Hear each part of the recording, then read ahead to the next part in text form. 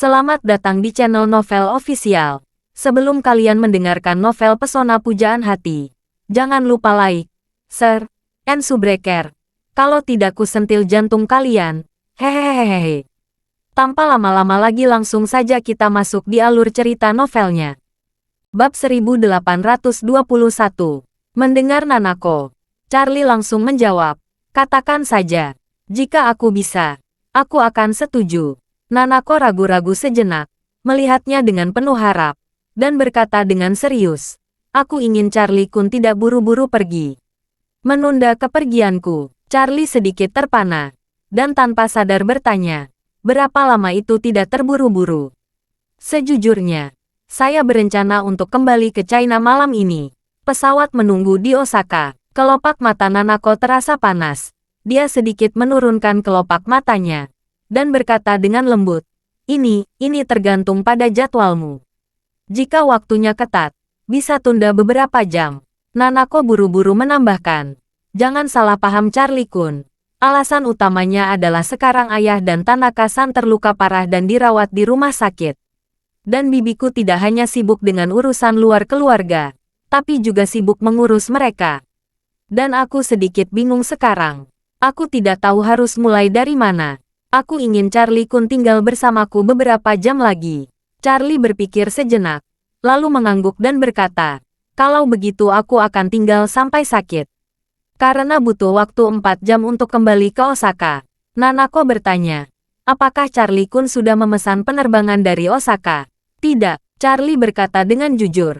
"Temanku membantuku mendapatkan jet pribadi, dan sekarang diparkir di Bandara Osaka." Nanako bertanya dengan ragu-ragu, "Charlie Kun, bisakah kamu meminta pesawat ke Tokyo? Setelah mereka menyelesaikan pekerjaan, kamu bisa pergi ke bandara di Tokyo untuk menemui mereka dan terbang kembali ke China bersama. Kamu akan menghemat 4 jam mengemudi." Setelah berbicara, Nanako buru-buru berkata, "Tidak masalah jika tidak bisa. Kamu tidak perlu merasa segan." Charlie berpikir sejenak. Rencana awalnya adalah kembali ke Osaka terlebih dahulu, lalu bertemu Isaac, Albert, dan Liam. Lalu terbang kembali ke Aorus Hill dari Osaka. Namun, yang dikatakan Nanako juga merupakan solusi yang baik. Biarkan Isaac dan yang lainnya datang langsung ke Tokyo dengan pesawat, sehingga mereka tidak perlu berkendara jauh-jauh. Selain itu, wajar jika Nanako merasa tidak berdaya sementara waktu saat keluarga itu mengalami musibah. Dia bisa tinggal sampai besok, dan dia juga dapat menanyakan tentang tindakan keluarga Shous di Tokyo. Memikirkan hal ini, dia berkata kepada Nanako, "Kalau begitu, aku akan menunggu fajar untuk menyapa teman-temanku dan melihat apa yang terjadi di sana." Nanako menggenggam tangannya dengan penuh semangat dan berkata dengan gembira, "Bagus sekali." Nanako yang gembira buru-buru mengundang Charlie ke ruang makannya. Ruang makan di rumah. Namun pada kenyataannya ukurannya lebih luas daripada restoran berukuran sedang di luar. Charlie merasa seperti memasuki kafetaria ala Jepang. Di dalamnya ada beberapa chef yang sibuk menyiapkan berbagai makanan ala Jepang. Nanako bertanya kepada Charlie dengan penuh semangat, "Charlie Kun, apakah kamu menyukai makanan ini? Katakan saja jika tidak menyukainya. Para koki akan segera menyiapkan yang lain." Bab 1822. Charlie melihat sekelilingnya, tetapi tidak begitu tertarik dengan berbagai kelezatan beragam makanan ini. Dia tersenyum dan berkata, "Beri aku menerima ramen. Terima kasih." Nanako berkata kepada koki yang bertugas membuat ramen, "Yokoyama-san, tolong buatkan 2 mangkuk ramen." "Mangkuk Charlie. Beri mie double." Koki berkata dengan hormat, "Oke, tunggu sebentar dengan Tuan Wade." Pada saat yang sama, tepat ketika Charlie dan Nanako sedang sarapan di rumah itu, di Presidential Suite Set, Regis Tokyo, Sheldon, yang berusia 50-an, sudah bangun. Sambil memegang secangkir kopi dan sebatang rokok di tangannya, dia terpesona oleh pemandangan jalanan Tokyo yang masih diselimuti kegelapan di luar jendela. Ketika rokoknya habis, dia memasukkan ujung rokoknya ke asbak, lalu menyalakan yang lain, dan bertanya kepada Yasin, orang kepercayaannya, "Bagaimana kabar Tuan Muda dan Nona Muda sekarang?" Yasin Zuniga melihat waktu dan berkata, Pesawat akan mendarat di Eastcliff dalam waktu setengah jam. Saya telah memberitahu keluarga. Istri dan dokter Anda sudah melakukan pembongkaran ke bandara. Setelah pesawat mendarat, anak-anak muda Tuan akan segera dibawa ke rumah sakit keluarga untuk pemeriksaan menyeluruh. Bagus, Sheldon mengangguk dan berkata dengan ekspresi muram. Kali ini, itu benar-benar terlalu berbahaya. Hampir saja Jami dan Sophie mati di Jepang. Bahkan setelah Ryoto Matsumoto dibinasakan, masih sulit menghilangkan kemarahanku. Yasin buru-buru berkata, Tuan, seluruh keluarga Matsumoto telah menjadi abu. Anda tidak perlu terlalu marah. Sheldon menghabiskan gigi dan menyesap rokoknya, lalu berkata dengan keras, lagi pula, ini di Tokyo. Tidak nyaman bagi Rosalie untuk melakukan sesuatu. Jika tidak, saya pasti telah meminta Rosalie menangkap Ryoto dan membawanya ke hadapanku. Aku ingin menyiksanya sampai mati. Yasin berkata, Tuan, Departemen Kepolisian Metropolitan Tokyo sudah menduga keluarga Schultz bertanggung jawab atas masalah ini. Saat Anda sedang beristirahat, mereka terus memprotes saya. Mereka merasa bahwa kami membuat janji besar dan tidak menyapa mereka terlebih dahulu. Mereka menyebut kita berlebihan, dan mereka mengancam akan menyerahkan masalah ini ke Dewan Keamanan Dalam Negeri untuk memesan dan menyelesaikannya. Karena mereka menganggap masalah ini telah melanggar keamanan tanah air mereka. Melanggar keamanan tanah air, Sheldon bersinar dengan jijik. Hanya seseorang dari Matsumoto dapat dikaitkan dengan masalah keamanan dalam negeri. Saya pikir mereka tidak puas karena kami telah membunuh begitu banyak orang di Tokyo. Dan mereka merasa malu. Ya, Yasin berkata dengan jujur. Pemerintah Tokyo juga sangat tidak senang. Mereka merasa bahwa kejadian ini terlalu kejam dan bisa mempengaruhi citra kota Tokyo. Mereka memutuskan untuk menyelidikinya sampai akhir. Bandara internasional di Tokyo dan beberapa kota sekitarnya telah memasuki keadaan darurat. Mereka secara ketat menyelidiki semua orang asing yang meninggalkan negara ini. Juga diumumkan bahwa jet pribadi dan penerbangan charter untuk sementara tidak meninggalkan negara ini. Jika ada yang datang, semuanya memantau. Segalanya bisa menjadi rumit. Sheldon bertanya kepadanya. Di seluruh negara bagian, bandara mana yang lebih santai? Yasin berkata, saat ini, seharusnya hanya ada bandara Osaka. Karena Osaka relatif jauh, ratusan kilometer. Sheldon mengangguk dan mendidih. Kalau begitu minta mereka berpencar. Temukan cara untuk naik transportasi umum ke Osaka. Lalu menerbangkan pesawat lain dari Tiongkok. Ingatlah untuk tidak terbang dari Eastcliff. Lebih baik dari Raventon. Jangan sampai bea cukai Jepang akan waspada dan tahu jika Rosalie dan anak buahnya akan kembali ke China malam ini. Baiklah Tuan, Yasin mengangguk dengan hormat. Dan kemudian bertanya lagi, Tuan, kapan Anda berencana untuk kembali? Aku tidak terburu-buru. Sheldon tersenyum dan berkata dengan dingin. Keluarga Takahashi menderita kerugian besar. Keluarga Matsumoto hancur total. Dan Yahiko cacat. Tokyo sekarang sangat aman. Aku akan tinggal selama 2 hari lagi. Setelah itu, dia melihat waktu dan berkata, Yasin, kamu pergi. Siapkan beberapa hadiah murah hati di pagi hari. Lalu kita pergi ke rumah sakit di siang hari untuk menjenguk Yahiko. Dia adalah satu-satunya mitra kita saat ini. Bab 1823. Charlie dan Nanako sarapan bersama. Dan langit di Tokyo sudah cerah. Nanako berkata kepada Charlie, Charlie-kun, aku meminta pelayan untuk menyiapkan kamar tamumu. Kamu harus istirahat dulu. Melelahkan tidak tidur sepanjang malam. Charlie sedikit tersenyum. Kecewa dan berkata, jangan repot-repot. Aku tidak lelah. Bagaimana kamu tidak lelah? Nanako berkata, tidak dapat menyembunyikan kesedihannya. Dari pertempuran melawan ninja Fujibayashi tadi malam. Sampai sekarang, Charlie-kun belum berhenti sejenak. Kamu telah mengalami 2 pertempuran dan berkendara ratusan kilometer. Charlie tersenyum dan bertanya, kamu belum beristirahat sepanjang waktu.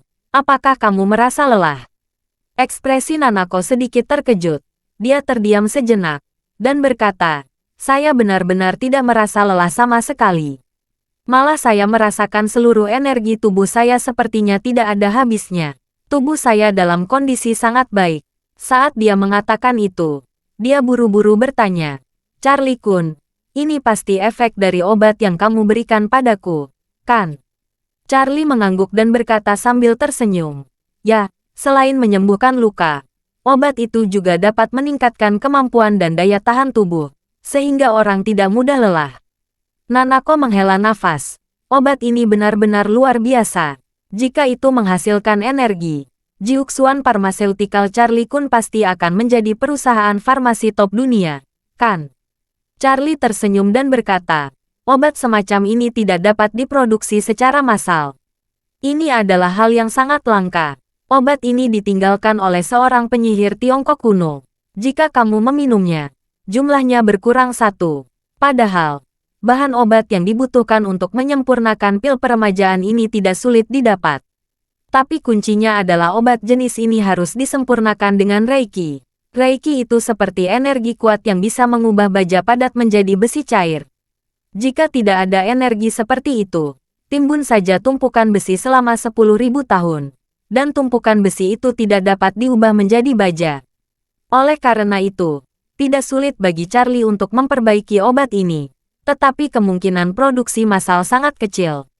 Apalagi dia belum siap untuk mengeluarkan obat kuat seperti itu untuk produksi massal. Ini terlalu menantang surga bagi orang biasa.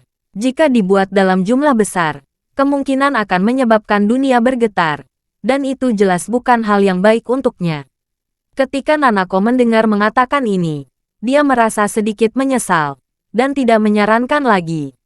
Charlie melihat waktu dan berkata, saya akan menelepon teman-teman saya dan memberitahu mereka untuk membawa pesawat ke Tokyo. Nanako mengangguk penuh harap. Charlie mengeluarkan ponselnya dan menelepon Isak. Setelah panggilan telepon terjawab, Isak langsung bertanya, Tuan, dari mana saja Anda? Saya tidak melihat Anda semalaman. Charlie berkata, saya di Tokyo. Isak semakin bingung dan bertanya, bukankah kamu bilang kamu akan bertemu dengan seorang teman di Kyoto? Mengapa tiba-tiba pergi ke Tokyo? Jaraknya beberapa ratus kilometer. Charlie berkata, kebetulan terjadi sesuatu di rumah temanku. Jadi aku ikut serta di dalamnya untuk melihatnya. Saat dia berbicara, dia bertanya lagi, ngomong-ngomong, Isak, bagaimana keadaan di Osaka? Isak segera berkata, kembali ke muda Tuan. Semuanya berjalan dengan baik. Hari ini pada dasarnya akan selesai. Menurutmu kapan kita akan kembali ke Aorus Hill? Charlie kemudian berkata, saya menelepon Anda untuk membicarakan hal ini. Saya masih memiliki beberapa hal yang harus dilakukan di Tokyo. Setelah kalian selesai, kalian terbang ke Tokyo dulu. Lalu aku pergi ke bandara Tokyo untuk bertemu kalian. Dari Tokyo kita terbang ke Aorus Hill. Isak berseru, Tuan, jet pribadi tidak bisa terbang di Tokyo sekarang. Ini dibatasi oleh Tokyo. Charlie bertanya-tanya, mengapa Tokyo membatasi jet pribadi? Bab 1824. Isak menjelaskan, saya mendengar dari bawahan Jepang saya bahwa ada banyak kasus kriminal yang sangat serius di Tokyo 2 hari terakhir ini. Mereka tampaknya terkait dengan pasukan asing. Jadi Tokyo telah memperkuat kontrol bea cukai dan jet pribadi. Jika pesawat ingin meninggalkan Jepang, hanya bisa dari Osaka. Tidak ada bandara lain yang bisa terbang keluar dari Jepang. Mendengar ini, Charlie sudah mengerti. Tokyo dikontrol secara ketat. Dan itu pasti tidak terlepas dari keluarga Schultz yang menghancurkan keluarga Matsumoto Ryoto. Sebenarnya, jika dioperasikan dengan cerdas, akan dapat memahami kebijaksanaan. Ambil contoh Departemen Kepolisian Metropolitan Tokyo. Jika seseorang melakukan kejahatan di Tokyo, mereka pasti ingin menghukum si pembunuh melalui jalur hukum biasa. Namun, sekelompok orang asing yang tiba-tiba membantai di wilayah mereka dan menyiksa warga negara mereka dengan hukuman mati, dan metodenya sangat brutal. Hal semacam ini tidak dapat ditoleransi oleh Departemen Keamanan negara manapun. Oleh karena itu, dapat dilihat bahwa Departemen Kepolisian Metropolitan Tokyo, dan bahkan Departemen Keamanan Dalam Negeri Jepang, berharap dapat menangkap geng pembunuh tanpa pengadilan keluarga Schultz sesegera mungkin. Itu bisa menjadi contoh bagi yang lain, dan pada saat yang sama untuk menyelamatkan muka mereka juga. Memikirkan hal ini, Charlie menghela napas pelan dan berkata, kalau begitu, Kalian tunggu aku di Osaka. Aku akan mengemudi ke sana di sore hari. Ishak buru-buru berkata, Tuan, terlalu sulit untuk berkendara. Jaraknya begitu jauh dan masih turun salju di sini di Osaka. Jalan raya tertutup salju tebal. Anda mungkin tidak akan bisa tiba dalam 6 atau 7 jam. Lebih baik tinggalkan mobilnya di Bandara Tokyo. Saya akan meminta bawahan saya untuk mengambil mobil itu. Dan Anda bisa terbang langsung dari Tokyo ke Osaka. Dan kita berjumpa di Bandara Osaka. Jadi waktunya akan lebih cepat. Charlie bertanya kepadanya. Apakah ada batasan jika terbang dari Tokyo ke Osaka? Ishak berkata, tidak ada batasan pada penerbangan domestik di Jepang untuk saat ini. Mereka tidak memiliki cara untuk mengontrol seluruh penerbangan domestik dan luar negeri sekaligus. Tetapi mereka pasti secara bertahap memperketatnya. Charlie muncul dan berkata, ayo pergi malam ini dan jangan ditunda. Saya akan mencoba tiba di Bandara Osaka pukul 7. Lalu kita akan bertemu dan lepas landas dari Bandara Osaka tepat waktu pukul 8. Ishak buru-buru berkata, baik, Tuan Muda. Kalau begitu kami akan tiba di Bandara Osaka sebelum pukul 7 dan menunggumu. Oke, sampai jumpa malam ini. Charlie menutup telepon.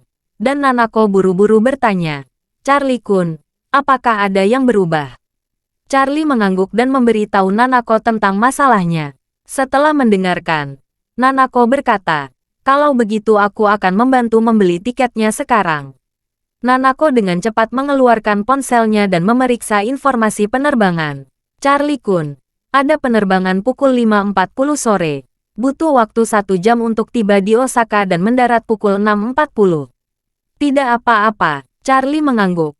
Waktunya tepat, pilih ini saja. Nanako berkata, Charlie-kun beri saya nomor paspormu. Saya akan memesan tiketnya. Dan saya akan mengantar ke bandara nanti sore. Tiket pesawat jarak pendek itu sendiri tidak mahal. Jadi Charlie tidak menolak. Dan berkata kepada Nanako, baiklah Nanako. Nanako tersenyum penuh pengertian. Charlie-kun dan aku tidak harus begitu sopan.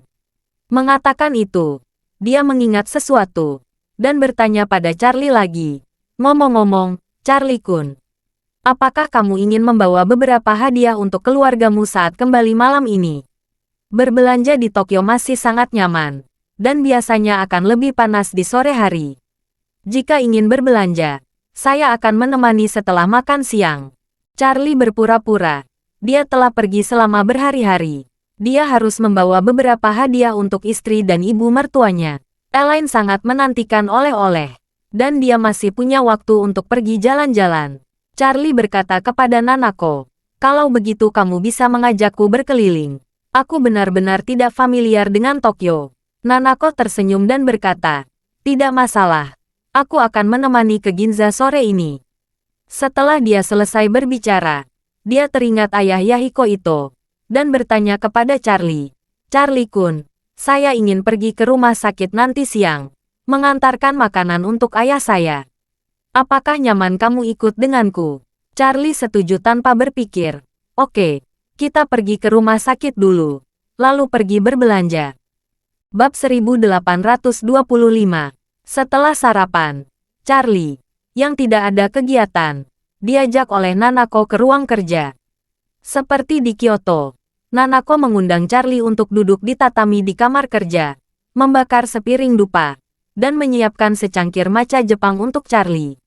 Kemudian dia berkata kepada Charlie, Charlie-kun, saya ingin melihat laporan keuangan dan informasi rincian bisnis keluarga.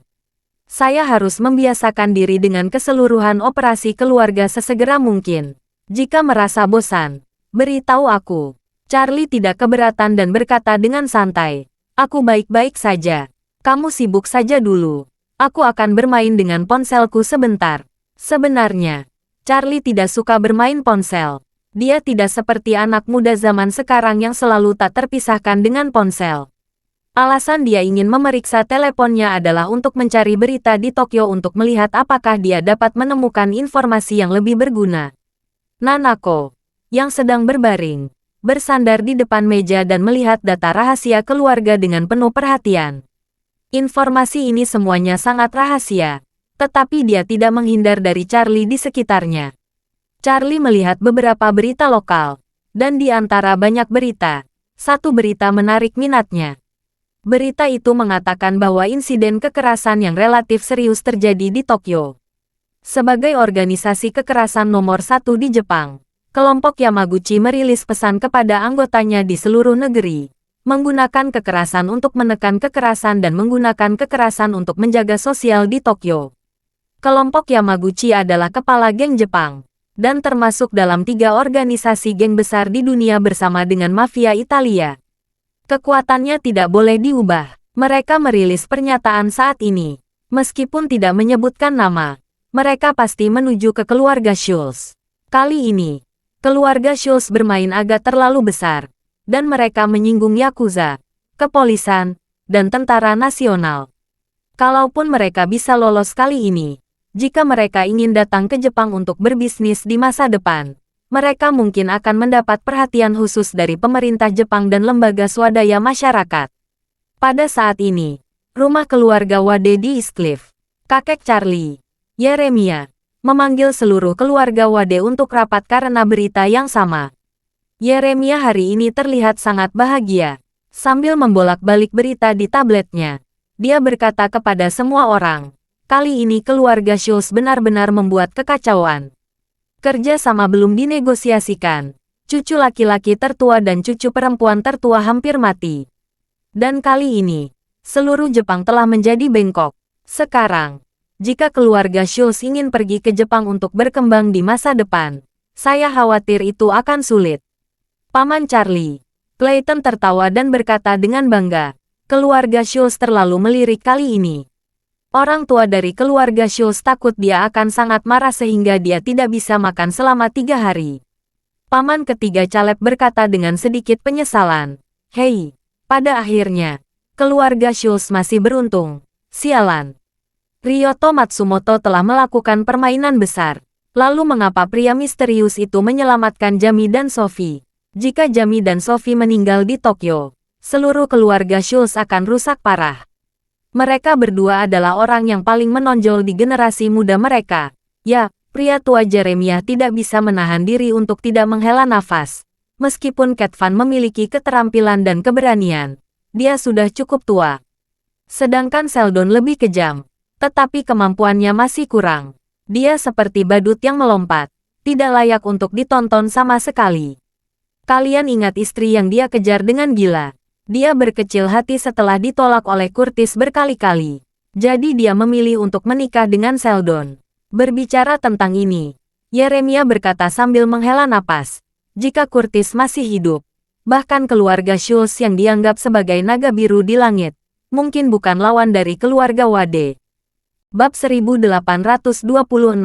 Mendengar lelaki tua itu merasa kasihan pada Curtis lagi, Clayton yang tertua berkata dengan sedikit tidak senang. Ayah, Curtis telah pergi bertahun-tahun yang lalu. Jangan sering menyebutkan hal semacam ini lagi. Coba katana alasan Curtis meninggalkan rumah. Kita semua bertanggung jawab. Bahkan seluruh keluarga Eastcliff tidak dapat dipisahkan dari hubungan itu. Dan itu bukan sesuatu yang bisa kita sebut sebagai pukulan. Caleb, paman ketiga, juga menambahkan. Ya, ayah, bukankah kita membahas Jami dan Sophie? Mengapa masih berbicara tentang Curtis? Pria tua itu menghela napas panjang dan berjabat tangan. Jangan bicara. Jangan bicara. Mari kita bicara tentang bisnis. Secara keseluruhan, langkah pertama dari perjalanan keluarga Schultz ke Jepang telah menjadi langkah sia-sia. Situasi selanjutnya akan sangat sulit dan tidak menguntungkan bagi mereka. Ini menjadi kesempatan bagus bagi kita untuk mengejar dan memanfaatkan situasi. Bagaimana menurut kalian? Semua orang saling memandang. Dan Clayton berkata setuju. Ayah, kamu benar. Saya juga berpikir ini adalah kesempatan besar bagi kita. Bisnis pengiriman laut kita dimulai lebih lambat dari keluarga Schultz, dan berada pada posisi yang sangat tidak menguntungkan. Jika kita dapat mengambil keuntungan dari kegagalan keluarga Schultz, mencapai kerjasama dengan keluarga Ito, dan menguasai pasar Jepang, maka itu berarti keluarga Schultz macet. Ini akan menjadi pukulan kuat bagi keluarga Schultz. Jeremiah mengangguk. Tetapi setelah merenung sejenak, dia berkata, saat ini, Tidak cocok bagi kita untuk bersaing langsung dengan keluarga Schultz. Masalah ini harus dirahasiakan dan direncanakan secara perlahan. Jangan sampai keluarga Schultz mengetahui ini sebelumnya. Clayton bertanya dengan tidak dapat dijelaskan. Ayah, keluarga Schultz dapat pergi ke Jepang untuk menghancurkan seluruh keluarga dengan cara yang terkenal. Ketika kita pergi ke Jepang untuk membahas kerjasama, haruskah kita menyembunyikannya? Jeremiah tersenyum kecil. Kekuatan keluarga Schultz ada di sana. Jika kita berbicara tentang kerjasama dengan keluarga itu dengan meriah, itu akan menjadi masukan bagi keluarga Schultz. Ini sama saja dengan mengabaikan kehormatan keluarga Schultz. Jeremiah melanjutkan, jika kita menamparkan keluarga Schultz dengan perilaku keluarga Schultz, kita pasti akan bertentangan langsung dengan mereka. Dan kita akan berada dalam masalah. Clayton buru-buru bertanya, Ayah, apa maksudmu? Jeremiah menjelaskan dengan sangat serius. Jika ingin bermitra dengan keluarga Schultz, kita harus membedah lawan dari tingkat yang lebih dalam, daripada membandingkan kertas data dari kedua sisi di permukaan. Clayton dengan cepat berdiri, membungkukkan tubuhnya dan meregangkannya. Ayah, saya bodoh, tolong jelaskan. Jeremiah sedikit menenangkan diri, memikirkan Curtis lagi. Dia menghela napas dalam hatinya. Putra sulungku, Clayton, meskipun dia juga bakat yang cerdas, dia jauh dari jenius, jadi dia tidak bisa melihatnya sama sekali, tetapi Curtis adalah jenius top yang tak tertandingi. Curtis tidak pernah memerlukan orang lain untuk menjelaskan pengertiannya. Dia tidak perlu petunjuk apapun untuk memahami gambaran besar. Dia bisa melakukannya sendiri. Sayang sekali. Sayang sekali. Clayton juga melihat jejak kekecewaan di mata ayahnya, dan langsung tersipu. Jeremiah menghela nafas beberapa kata di dalam hatinya, dengan cepat menyingkirkan pikirannya, dan berkata kepada semua orang, meskipun keluarga Schultz memiliki banyak anak, hanya Sheldon yang bisa mendapatkan perhatian Cat Van. Terlebih lagi, putra dan putri Sheldon sangat kompetitif. Dua anak muda paling menonjol di generasi keluarga Schultz, terutama Sophie, yang sangat dicintai oleh Cat Van dan Sheldon. Mereka berdua sudah lama lebih menyukai Sophie daripada anak-anak lain, bahkan Jamie. Jadi, begitu Cat Van mati, kekuasaan pasti akan jatuh ke tangan keluarga Sheldon. Dan di masa depan, dalam keluarga Sheldon, yang memiliki suara paling banyak pasti Sophie. Omong-omong, Jeremiah sudah bermata cerah, dan dia berkata dengan keras, Sophie adalah seorang gadis yang pada akhirnya akan menikah dan menjadi seorang istri. Begitu dia menikah, itu akan menjadi hari ketika keluarga Schultz terbagi menjadi dua. Jadi, siapapun yang dapat menaklukkan Sophie dapat menduduki setengah dari aset keluarga Schultz. Bab 1827. Clayton mendengar kata-kata lelaki tua itu dan berkata dengan malu, Ayah, di pertemuan sebelumnya, kamu mengatakan bahwa kamu ingin menikahi keluarga Schultz dan menjadikan Sophie menantu perempuan dari keluarga Wade, tetapi tidak ada kandidat yang cocok. Jeremiah berkata dengan ringan, bukankah aku sudah menyatakan terakhir kali, putra Curtis adalah kandidat terbaik? Clayton berkata, tetapi Stephen Thompson juga mengatakan pada saat itu bahwa putra Curtis tidak mau kembali untuk mengenali leluhurnya dan kembali ke leluhurnya. Mungkin anak ini masih membenci kita di dalam hatinya. Jeremiah mengulurkan tangannya. Apakah dia membenci kita atau tidak? Tidak masalah jika kamu mengutarakannya. Tidak masalah jika aku mengutarakannya.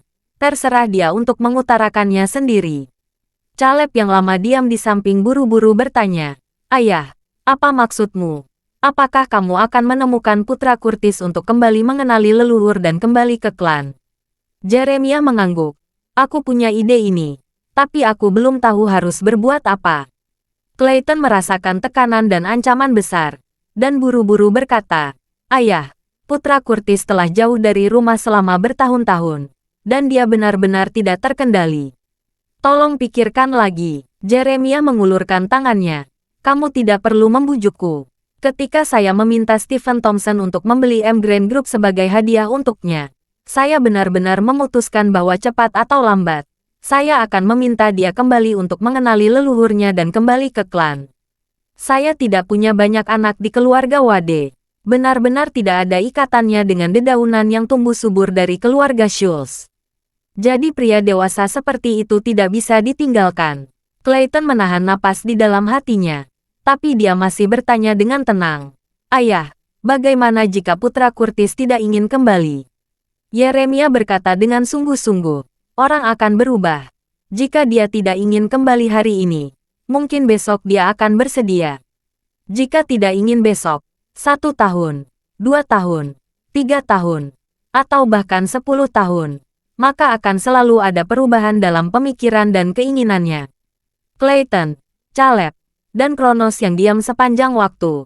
Semua kesal di dalam hati mereka. Hal yang paling mereka takuti adalah pemutusan kekayaan keluarga. Apakah itu 10.000 yuan atau 1 triliun yuan?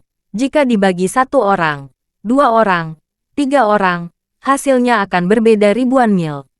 Awalnya, membeli M Grand Group untuk Charlie merugikan keluarga 100 miliar, lalu memberi Charlie tambahan uang tunai 10 miliar, yang membuat semua orang sangat kesal.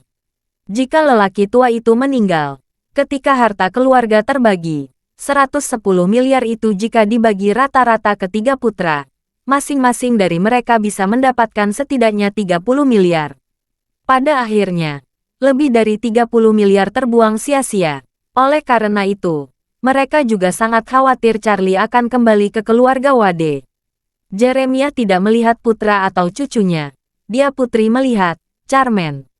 Dia menghela napas dengan emosi dan berkata, Charmaine, ini hampir malam tahun baru. Charmaine dengan cepat bangkit dan bertanya, Ayah, jika memiliki perintah, katakan saja.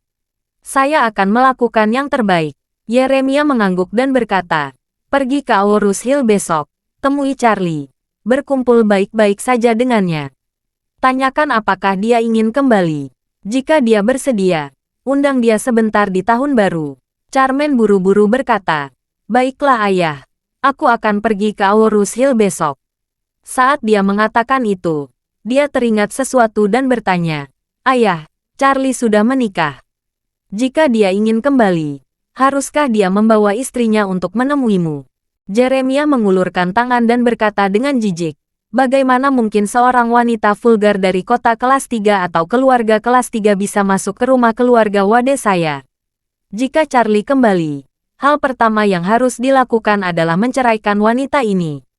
Kemudian kita akan mengatur agar dia menikahi Sophie. Kita lihat apakah ada peluang untuk berkembang. Oke, Charmaine mengangguk dan berkata, aku akan menguji pikiran Charlie terlebih dahulu, dan akan menyampaikan hal-hal ini mengenai apa yang kuinginkan. Jeremiah tersenyum puas. Masalah ini terserah kamu. Bab 1828. Clayton sangat tertekan, namun tidak berani menolak.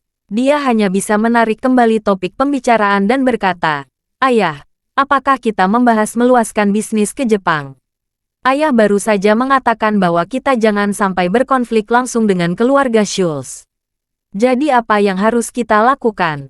Yeremia berkata, kamu tidak bisa pergi ke sana dengan gegap gempita. Kamu dapat mengirim seseorang untuk menemui Yahiko secara pribadi terlebih dahulu.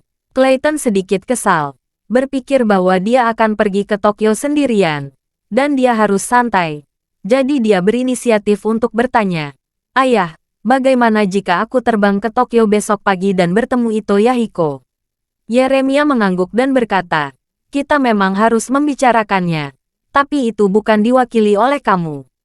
Clayton bertanya dengan heran, Ayah, apa maksudmu? Yeremia berkata, keluarga Schultz mengirimkan generasi yang lebih muda. Jika keluarga Wade mengirim kamu pergi, itu tidak akan terlihat simetris. Kita akan terlihat seolah-olah tidak kompeten seperti keluarga Schultz. Setelah itu, Yeremia memandang putra Clayton dan cucu tertuanya, Felix, dan berkata, Felix, kamu bersiap. Berangkat sebelum pukul 10. Dan usahakan sudah terbang ke Tokyo setelah makan siang. Felix buru-buru berdiri dan berkata dengan hormat, baik kakek, saya akan bersiap sekarang. Tapi kakek, saat bertemu Yahiko, bagaimana saya harus berbicara dengannya tentang proyek ini? Jeremiah mengulurkan tangannya, kamu tidak perlu membicarakan apapun yang terkait dengan proyek. Aku akan menyiapkan beberapa hadiah. Kamu dapat mengirimnya dengan tanganmu sendiri. Katakan saja itu sedikit hadiah dariku dan aku juga ingin berteman dengannya. Kamu dan dia bisa saling bertukar kontak. Felix bertanya dengan heran. Apakah itu didirikan? Yeremia mengangguk dan berkata, ya, itu berbaring. Setelah berbicara, Yeremia berkata lagi, terbang 2000 km untuk membahas kerjasama itu terlihat tidak tulus. Tetapi jika terbang 2000 km untuk melayani pasien, itu sangat tulus. Clayton berkata sambil tersenyum. Ayah, kamu masih salah satu yang terbaik. Keluarga Schultz pasti tidak berpikir seperti ini. Ini bisa menjadi peluang emas bagi keluarga Wade. Yeremia mengangguk dan tersenyum. Dan berkata, ini disebut kedatangan pertama. Siang hari, Charlie makan siang bersama Nanako di mansion itu. Dan keduanya pergi ke rumah sakit bersama dengan membawa makanan yang disiapkan untuk Yahiko. Tepat ketika mereka baru keluar, Sheldon membawa Yasin dan beberapa bawahannya. Membawa beberapa kotak hadiah yang indah ke bangsal Yahiko. Yahiko tidak ingin melihat mereka, tapi dia juga tahu kebenaran untuk menjangkau dan tidak memukul wajah tersenyum. Jadi Amy mengundang mereka masuk. Begitu Sheldon memasuki bangsal, dia berjalan dengan sangat sopan ke kasur Yahiko dan menghela napas. Saudara Ito. Saya sudah lama mengagumi nama saudara Ito, dan saya merasa terhormat bertemu Anda hari ini. Melihat wajah Sheldon yang berbahaya, Yahiko tidak bisa menahan perasaan sedikit gelisah. Insiden kehancuran keluarga Matsumoto oleh keluarga Schultz memang memberikan bayangan psikologis yang besar pada Yahiko. Dan itu juga membuatnya sangat menyadari bahwa pria di depannya tampak lembut dan tersenyum. Tetapi sebenarnya dia adalah seorang iblis yang kejam. Namun, Yahiko sangat memahaminya. Dia tidak menyinggung bisa harimau yang tersenyum seperti itu. Jika tidak, dia tidak tahu masalah apa yang akan dia sebabkan di masa depan. Jadi, dia juga berkata dengan gembira, "Oh, Tuan Schultz. Saya tidak menyangka Anda akan datang menemui saya secara langsung. Saya benar-benar tersanjung. Silakan duduk, silakan duduk." Sheldon mengangguk, duduk di kursi di samping kasur rumah sakit, dan berkata sambil tersenyum, "Saya benar-benar menyesal bertemu dengan cara ini. Saya sibuk baru-baru ini, jadi saya awalnya ingin anak-anak datang dan mengunjungi Tuan Ito dulu, dan kemudian saya akan mencari waktu untuk datang menemui Anda secara langsung. Saya tidak berpikir ada begitu banyak masalah. Mohon maafkan saya, Tuan Ito." Bab 1829. Dia harus mengakui bahwa akting Sheldon sangat bagus. Jika Yahiko tidak tahu orang seperti apa dia akan mudah tertipu dengan penampilan yang tersenyum dan ramah. Meskipun dia merasa jijik di dalam hatinya, dia masih memaksakan dirinya untuk menyatakan sikap sopan di permukaan. Jadi dia tersenyum dan berkata, "Tuan Schultz terlalu sopan. Anda datang ke Jepang. Saya seharusnya menemui Anda di bandara secara langsung, dan kemudian membantu Anda mengatur semuanya. Saya tidak berharap Anda menemukan begitu banyak hal ketika Anda tinggal di sebuah hotel." Sheldon buru-buru berkata, "Tuan Ito tidak harus begitu sopan. Antara keluarga Schultz kami dan keluarga Ito memiliki persahabatan sejarah yang panjang. Kami pasti akan terus memperkuat kerjasama dan memperdalam hubungan kita di masa depan." Melihat penampakan yang munafik, Yahiko ingin makan sarapan di kedalaman. Tapi dia hanya bisa menganggukkan kepalanya dan berkata setuju. "Tuan Schultz benar. Kita tidak perlu terlalu kaku." Sheldon mengangguk puas dan berkata dengan serius, "Tuan Ito, meskipun hal-hal yang terjadi di Tokyo 2 hari ini sangat kacau dan bahkan menyebabkan Anda terluka parah, saya ingin membicarakan rangkaian hal ini. Setelah semua debu mengendap, keluarga Ito adalah pemenang terbesar." Yahiko tahu apa yang dimaksud Sheldon. Dia tahu bahwa Sheldon ingin mengingatkan dirinya selain menjelaskan fakta. Beberapa keluarga berkelahi, dan dia mendapat untung. Dan yang mendorong keluarganya untuk mendapat manfaat adalah dia, Sheldon. Dengan kata lain, Sheldon mengingatkan dirinya untuk tidak melupakan bantuan yang diberikan keluarga Schultz kepadanya. Namun, Yahiko tidak ingin menggunakan budi seperti ini saja. Lagi pula, mengapa keluarga itu bisa selamat dari ketinggian ini sama sekali bukan karena Sheldon, tapi karena Charlie. Keluarganya sama sekali tidak bergantung pada Sheldon. Juga, putra dan putri Sheldon dapat bertahan hidup karena Charlie. Jika Charlie tidak menyelamatkan kakak beradik Jamie dan Sophie, Sheldon akan mendapati anak-anaknya sudah mati. Dan dia mungkin tidak akan dapat menemukan pembunuh yang sebenarnya. Oleh karena itu, Yahiko hanya bisa menghela nafas. Oh, Tuan Schultz, keluarga itu baru saja selamat dari bahaya kali ini. Saat dia mengatakan itu, dia menepuk pahanya dan menghela napas. Lihat kakiku, benar-benar hancur. Jika bukan karena pelayan setiaku Tanaka yang mendorongku untuk melompat dari jembatan, aku pasti sudah kacau sekarang. Saya akan dicincang sampai mati. Dalam komentar ini, Yahiko sebenarnya menjelaskan suatu hal kepada Sheldon terlebih dahulu. Pertama-tama, jika dia bisa bertahan, itu tidak ada dalam batasan Anda Sheldon dan keluarga Schultz. Segera setelah itu, Yahiko berkata lagi, dan putriku, dia juga disergap oleh ninja di Kyoto. Untungnya, dia diselamatkan oleh seorang master, jadi dia selamat. Jika tidak, saya yang berambut putih ini akan mengantar putriku yang berambut hitam ke pemakamannya. Omong-omong, Yahiko bertanya sambil berpura-pura penasaran. Ngomong-ngomong, Tuan Schultz, putra dan putrimu sepertinya telah diselamatkan oleh Tuan Misterius di Kyoto itu, kan? Ketika Sheldon mendengar ini, ekspresinya menjadi sedikit tertekan. Maksud dia mengingatkan Yahiko adalah, dia yang tertawa terakhir.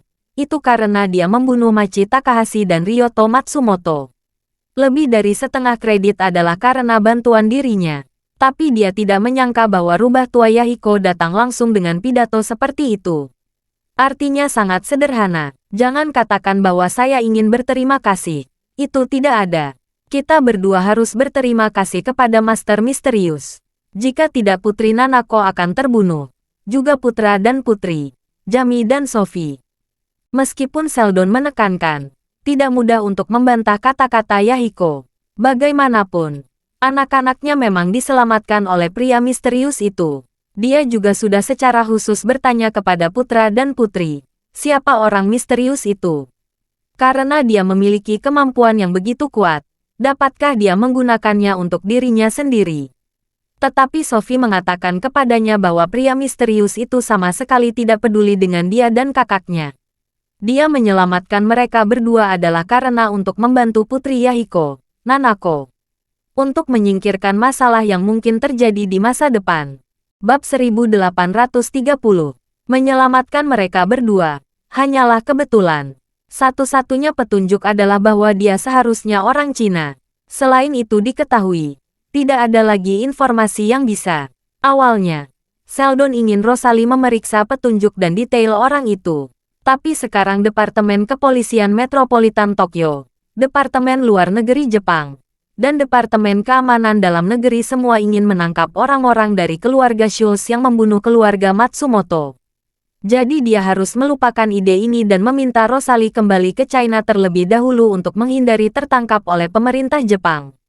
Jika pemerintah Jepang berhasil menangkap Rosalie, dengan beratnya membunuhnya, bahkan jika tidak dijatuhi hukuman mati, setidaknya akan menjadi hukuman seumur hidup. Oleh karena itu, Sheldon hanya bisa menyerah sementara. Sekarang dia mendengar Yahiko menyebut orang misterius itu lagi. Jadi dia dengan sengaja bertanya, Tuan Ito, orang misterius yang dikatakan melindungi putri Anda. Jadi Anda pasti mengenalnya. Yahiko menggelengkan kepalanya dan berkata dengan menyesal, saya sangat ingin bertemu dengannya. Tapi sayangnya, orang itu terlalu misterius. Saya bertanya kepada putri saya, tapi putri saya tidak tahu. Padahal, saya sangat ingin bertemu dengannya untuk saya gunakan sendiri. Dengan orang-orang yang begitu kuat di sisi saya tidak perlu lagi mengkhawatirkan masalah keselamatan. Sheldon menatap Yahiko sejenak, merasa bahwa dia sepertinya tidak berbohong. Sepertinya Yahiko benar-benar tidak tahu siapa orang misterius itu. Tapi kenapa dia menyelamatkan Nanako? Apakah dia ksatria murni? Namun, agak aneh bagi orang Tionghoa yang datang ke Jepang untuk bertindak sebagai orang yang sopan. Atau apakah dia orang Tionghoa perantauan yang tinggal di Jepang? Sheldon tidak bisa memikirkan alasannya. Jadi dia meninggalkannya begitu saja. Dia memandang Yahiko dan berkata dengan serius, Tuan Ito, Sebenarnya, selain mengunjungi Anda kali ini, saya juga ingin berbicara tentang kerjasama. Sheldon menambahkan, pengiriman laut adalah segmen bisnis yang sangat penting bagi keluarga Schultz. Meskipun kami mengejar strategi global di Asia Timur, kami masih sangat mementingkan pasar Jepang. Jadi kami berharap kerjasama dengan keluarga Ito bisa tercapai. Bagaimana menurut Tuan Ito? Yahiko mengangguk dan berkata dengan serius. Keluarga Ito selalu ingin bekerja sama dengan keluarga Schultz dalam bisnis ini. Saya juga telah melakukan wawancara dengan Jamie dan Sophie 2 hari yang lalu. Ketika Sheldon mendengar ini, cuplikannya menunjukkan sedikit kegembiraan. Dan dia berpikir dalam hati, sepertinya kerjasama dengan keluarga itu bisa datang secara alami. Sheldon berpikir dengan bangga, tapi Yahiko sudah berencana menggunakan trik. Melihatnya, dia mengubah pembicaraan dan berkata dengan nada meminta maaf. Tapi Tuan Schultz, Anda juga telah melihat kondisi fisik saya saat ini. Dokter mengatakan bahwa saya akan dirawat di rumah sakit setidaknya selama setengah bulan. Setelah keluar dari rumah sakit, aku harus beristirahat selama beberapa bulan di rumah. Untuk saat ini, saya mungkin tidak dapat fokus pada operasi bisnis. Jadi apakah kerjasama ini harus dilakukan atau tidak dan bagaimana cara melakukannya? Mungkin perlu beberapa saat untuk memberi Anda jawaban yang jelas. Terima kasih sudah mendengarkan cerita novel Pesona Pujaan Hati. Sampai jumpa di novel selanjutnya.